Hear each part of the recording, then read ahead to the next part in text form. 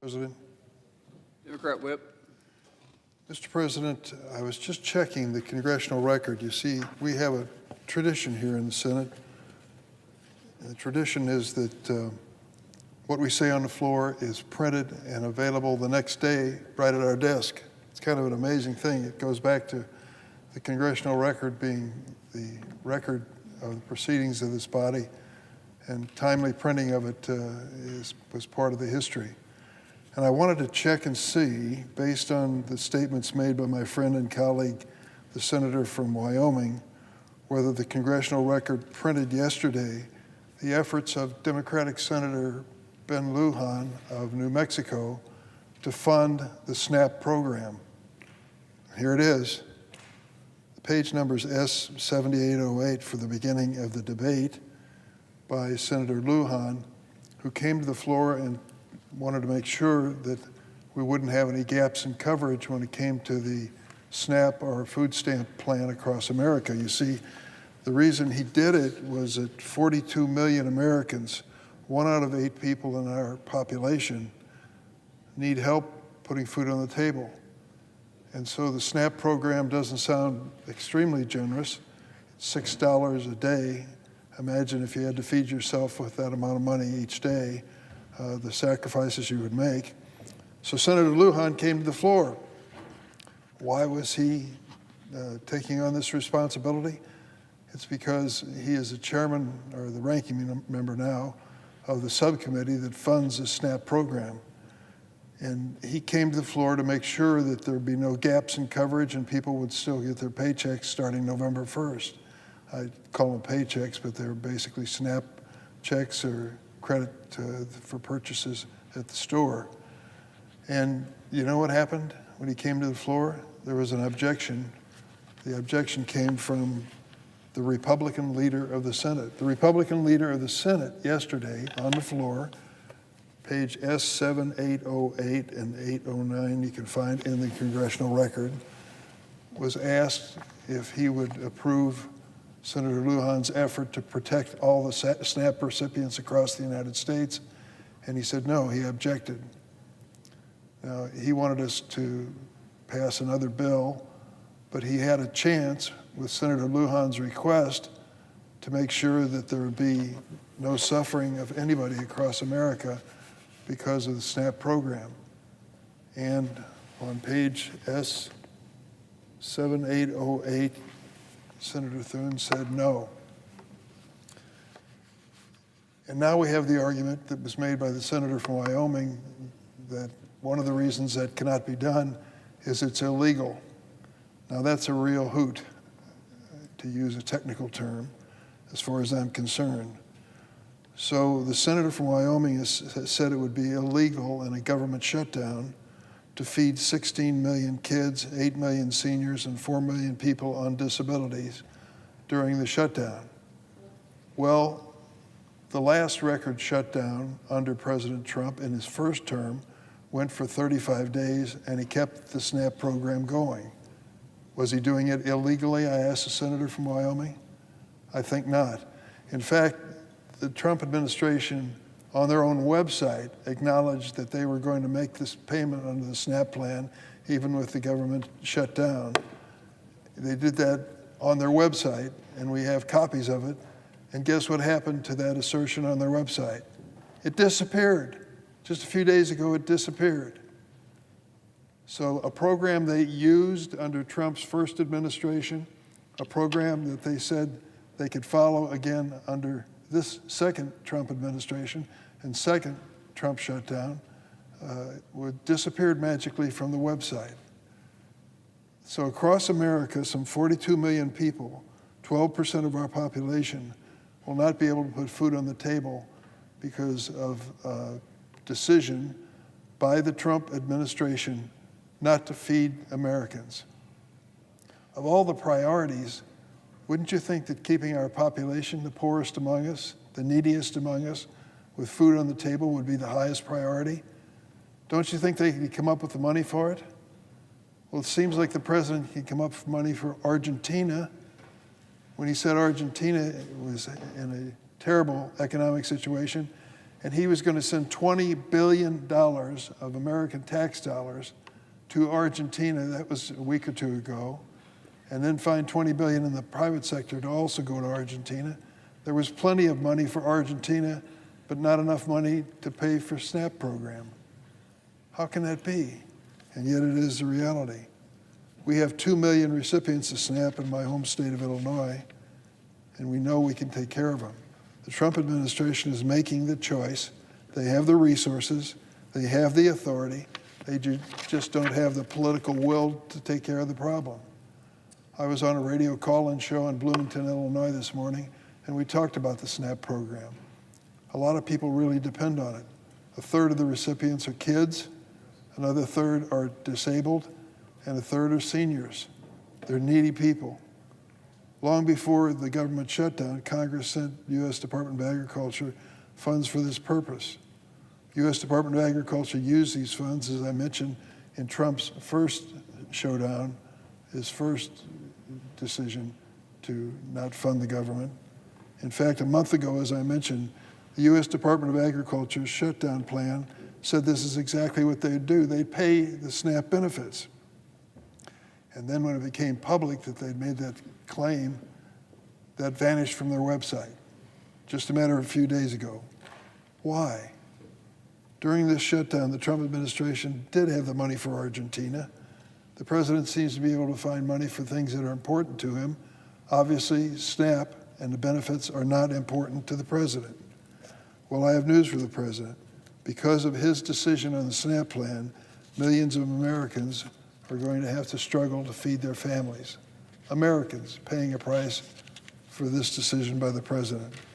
I recently heard from one of them, Michelle from Hotchkiss, Illinois. She had a message that goes beyond her letter to me, her email to me, and it really is a message for all Americans. Here's what she said.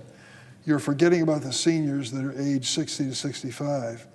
I already cut down my meals to 2 a day. I really don't want to try to live on one meal. I take medicine and I need to eat. My size shows that I have not been eating. I know for a fact many eat cereal for dinner. It's filling and cheap. That's the plight facing poor people if the SNAP program is in fact shut down by President Trump. Here's another message from Martin in Macomb.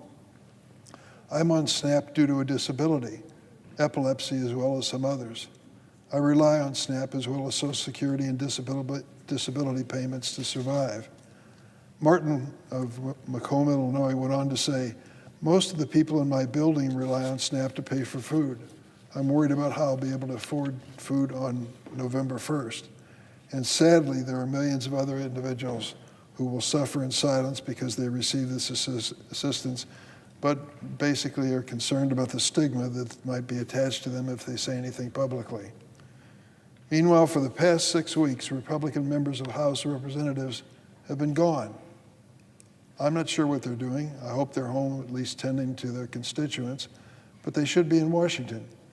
If we would have passed Ben Ray Lujan's Democratic senator's proposal yesterday to fund the SNAP program, we would have needed action by the House of Representatives. But it's not here, and it hasn't been here for 6 weeks. 6 weeks. We need him, and we need the president when he comes home from his trip overseas to make this a high priority. The House has not held a vote since September the 19th. President Trump is tearing down part of the White House to build a new, lavish $300 million ballroom. Homeland Security Secretary Kristi Noem found $200 million during the shutdown to buy 2 luxury Gulfstream jets for her and her top staff. The Trump administration sees those efforts as priorities, but it will not send our most vulnerable American citizens $6 a day to afford to eat. I suppose nobody should be surprised that's where we are. Under the president's leadership this summer, the Republican-led Congress passed their so-called Big, Beautiful Bill, which made the biggest SNAP cuts in history. So the program that they are now refusing to fund at all was reduced dramatically to make it more difficult to pay out those payments, food stamp type payments to SNAP recipients. under the big, beautiful bill, which I'll refer to again in a moment. They made the biggest cuts in the history of the SNAP and food stamp program, cutting the program by 20%. And now they're lamenting on the floor that they just can't pay anything at all. It's illegal for them to pay anything at all. We know that's not true. President Trump has decided we can't wait any longer. He wants to stop SNAP funding on Saturday and hurt 42 million Americans to teach the Democrats a lesson.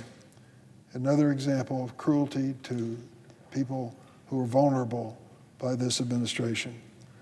I appreciate the leadership of Ben Lujan, my Senate colleague from New Mexico. He really believes this in his heart of heart. And if the congressional record, which I referred to earlier in my statement, can be referenced, you can hear or read the words of Senator Lujan, which were touching because he does care, not just in New Mexico, but across America, what this is going to do. I hope my Republican colleagues will allow us the opportunity to vote on Senator Lujan's bill today, before we leave. Let's make sure that there's no gap in the program. And let's put away this argument that was just heard on the floor that somehow it's illegal to feed people. This week, the Secretary of Agriculture appeared on CBS News to defend his agency's, her agency's, refusal to fund SNAP. Here's what she said. Look at the president's record at standing behind the ag community in rural communities.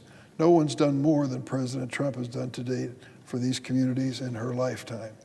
Well, after abandoning vulnerable families receiving SNAP and helping South American farmers over U.S. farmers, President Trump and his U.S. Department of Agriculture has certainly had an unprecedented effect on American communities, but not for the reasons she thinks. The bottom line as well is the bad news for people who may not be receiving SNAP but are struggling to make payments for hospitalization insurance. The cost of living continues to go up under the Trump administration. And the issue which we are trying to drive home to our friends on the other side of the aisle is should be a bipartisan concern of what's happening to health insurance premiums across America. Take a look. If you're on the Affordable Care Act plan, you're going to see a dramatic increase.